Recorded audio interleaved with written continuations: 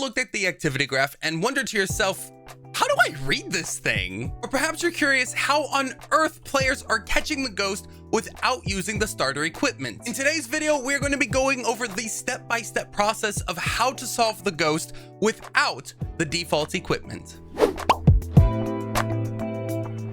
Hello, aninjaninja here. If you like game design, game tips, and just being a nerd, you have come to the right place. I've been playing a lot of Phasmophobia lately, and I've noticed there's not a lot of good guides out there. All the information is scattered and hidden all over the place. Due to the lack of guides, I decided to do the digging for you and make some comprehensive guides so you guys can become better ghost hunters. You're welcome. So if you want to learn these pro tips, tricks, and things before your friends so you can show off, make sure you hit the subscribe and bell notification buttons.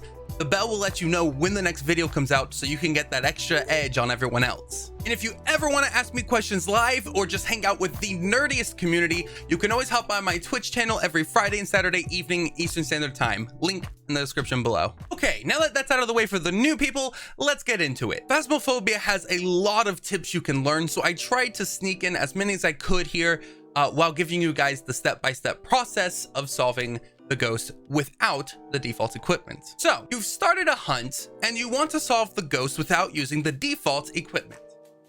What do you do first? Well, it may sound obvious, but the first thing you're gonna want to do is find the ghost's room. But without the thermometer, the EMF5 reader, and all of that equipment, how on earth are you expected to find the ghost's room? There's actually quite a lot of things you guys can do, but we're gonna go over the main things you'll pretty much always be doing. Now, first and foremost, the easiest way to find the ghost room is if you can get your hands on a Ouija board. If you manage to find yourself a Ouija board, you can ask the ghost what room it's in, and it'll tell you, if you can get it to respond, that is, which isn't hard if you pester it enough. But just be warned, using the Ouija board will make you lose sanity, and if you're on an amateur run, there's even a % chance that it ends the safety timer early. So if you use the Ouija board and the timer ends, the ghost can hunt you. I've had this happen to me in the past when I was new at the game, and it scared the snot out of me. Just make sure if you're planning on using the Ouija board that you have some sanity pills that you can pop later to make sure that the ghost isn't about to murder you. Now, that may be the easiest way to find the ghost's room, but there's a problem. The Ouija board isn't always available. So what do you do when there is no Ouija board? There are going to be two things you'll primarily be looking for. You're going to be looking for ghost-made sounds, and you're going to be looking for objects moved out of place. And if you're really lucky, you'll find some freezing temps, but more on that later. You see, in places like the high school, you can get the ghost to ring phones in the rooms, which makes it a lot easier to figure out what area of the school the ghost is in. But the sound that you're always going to be listening for is the ghost's footsteps. The ghost makes a very distinct footstep, and if you manage to hear it, you know that the ghost was in immediate close proximity to you. And since the ghost spends most, if not all of their time in their room, the moment you start hearing the ghost make their footsteps, you know you have found the room or are just about in the room. Another sound you can listen for is thrown objects. They make the same kind of sound as when you throw the paint cans inside of the waiting lobby. And then as for the other option, you're going to be looking for objects that are out of place. The easiest to find is if cups were knocked off the table or books off the shelf, things of that nature. If you notice that a mannequin was in a corner and it was no longer in that corner, the ghost has been messing with that mannequin, and so on and so forth. This becomes a lot easier to do the more familiar you get with the maps and where items are generally expected to be, and if they're thrown out of place or not. But very easy things to always look for are cups and dishes knocked off the table or countertops, or looking for things that are standing upright that were knocked over, such as the caulk bottles that they have. And you can also look for paintings knocked off the wall. Once you've identified the ghost's room, the fun part begins. This is the part of the game where we start analyzing the ghost's behavior and traits to figure out what type of ghost it is. We'll also be using things like the activity graph and the camera. More on those later. So with step 1, the first thing we're going to be looking for is freezing temps. Oh, wait a minute, Aninja, you just said that we're going to be using no evidence. Why are we looking for freezing temps? Well, the thing is you don't need a tool to find freezing temperatures. You really can just find it by the visibility of your cold breath or not. There's really not much we can do about that. If there's a freezing room, you will leave the breath. It's just a default thing in the room. Therefore, we treat it more as a behavior than not. since you don't need a piece of equipment to find this, or a tool like the EMF reader or the book to get that piece of evidence, it still is fair game. Now, the wonderful thing about phrasing temps is once you've discovered there is or isn't, either way, you have now split the number of ghosts that could possibly be in half. It is a perfect split. And sure, you know, it's pretty easy to know when the ghost has freezing temps because you'll see your breath. But what happens if there's no freezing temps? How do we know? Well, the good news is if you've confirmed the room for sure, if you've been harassing the ghost with a bunch of questions and getting it to throw things and give you activity, eventually it has to make the room freezing temps. It's the first thing it pretty much does. So if you've been in there harassing the ghost and getting feedback from the ghost and the temperatures haven't made you see your breath yet, then you're more than likely not dealing with freezing temps. But seriously, do make sure you know you found the ghost room. Be very thorough about this, because if there's freezing temps, but it's in the wrong room and you're looking for it in this one room, but the freezing temps are over here in little Susie's room, you're not going to be able to identify that, and you've eliminated the possibility of the ghost, and you're literally playing on false information. You won't catch the ghost. So I've made that mistake before where it was freezing temps, but I was checking the wrong room. So just be careful. This should be the easiest first step, and I recommend you guys getting a cheat sheet, a grid of all the ghosts and the type of evidence they need, so you can see what ghosts are available when there's no freezing temps, as that's a lot easier to search through than using the journal. Now, once you've identified freezing temps, which should be a pretty quick step, mind you, we will be looking for an EMF 5 reading. Hold up! Did you just say EMF 5 reading? I thought we weren't using the default equipment. What gives? How do you plan on getting an EMF 5 reading without an EMF 5 reader? That's a good question, and the answer to this is actually quite simple. We'll be using the activity graph. That's right, we can actually use the activity graph to get EMF 5 readings. Allow me to explain. So the activity graph is the total readings added together of all EMF readings in the building. So when the ghost throws something, it creates a level 3 EMF reading. So if the activity graph is the total of all EMF readings, that should mean the activity graph should jump to a 3, correct? Wrong. Notice how when you turn the EMF reader on, it's always sitting at a 1. That means that when the EMF reader is giving us an EMF 3 reading, it really only went up by 2. Therefore, the activity graph reading the total of all EMF readings should go up by 2, not 3. Are you starting to see how we're going to use this to get an EMF 5 reading? A basic rule of thumb is basically whatever the EMF reader should say, the activity graph will say that -1. So if you have an EMF 4, the activity graph will say 3.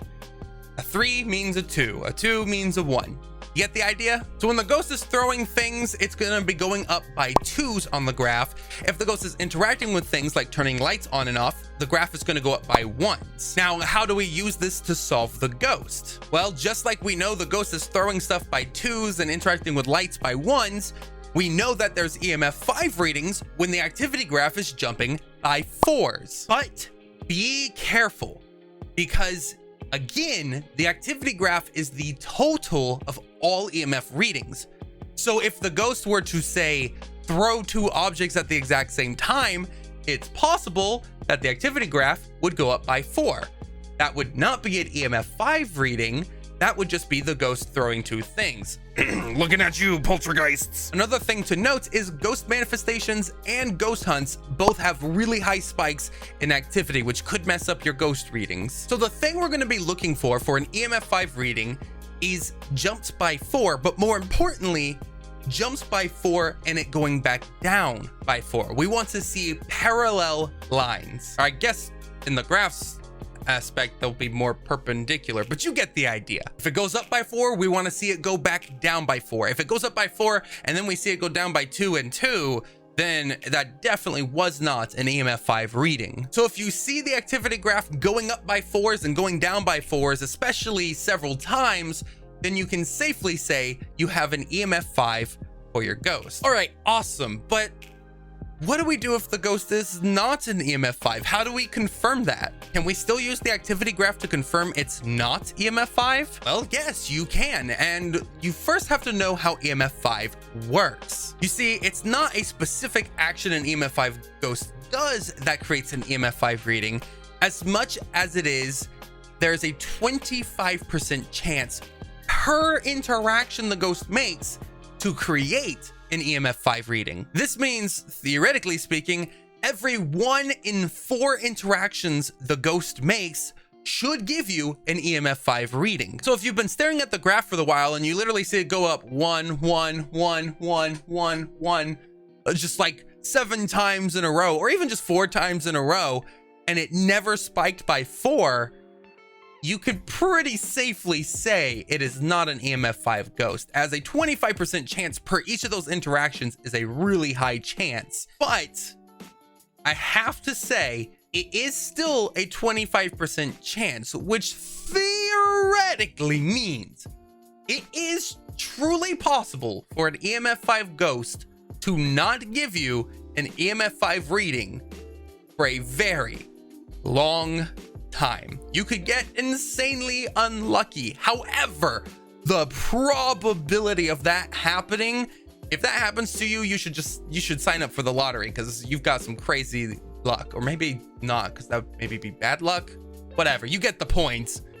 Maybe not go outside because your luck is that bad. Basically, what I'm trying to tell you guys is this is effective over 99% of the time.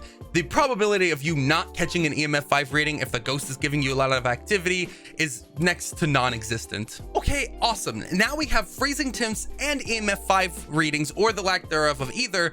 We should now have narrowed down the ghost choices to either 4 or 2 ghosts. But what do we do now? Now that we've exhausted the evidence that we can find without the equipment, what could we possibly look for now to solve the ghost? This is the point of the hunt where you will be analyzing the ghost's special traits and behaviors. You see, every single ghost has unique abilities, traits, behavior patterns, and so forth that make them a lot more easier to identify. For instance, if you take a picture of a phantom, when it reveals itself, it will go away.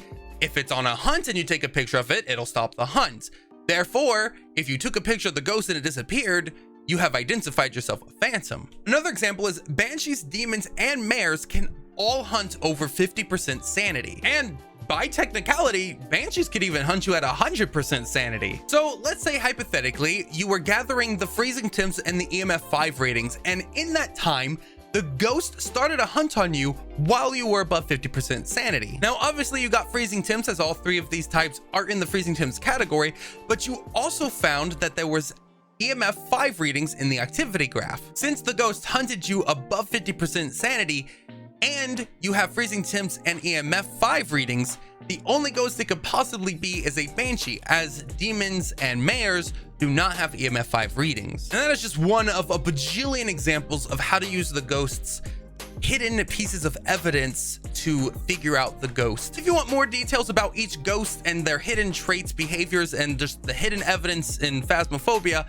check out my hidden evidence video. It goes over each ghost in more detail. When it comes to the behavior, traits, abilities, and so forth of each ghost, there's just too much for me to go into detail in this video, so we won't be covering here. Again, I say go watch the hidden evidence video to get a better idea of each ghost. Just know that for this step in the hunting process, you are looking and analyzing the ghost's specific traits and behaviors to help isolate it and root it out. Now, I've got an extra trick for you guys that could come in handy on some hunts, so we're going to go ahead and cover it. Earlier near the beginning of this video, I mentioned that we'd be using the activity graph and the camera to help us find the ghost. Well, the camera can actually be used to catch a 3rd piece of evidence. It's pretty crazy. Now, there might be a lot of arguing about whether or not cameras should be used in a no evidence run, as they are one of the default equipments technically.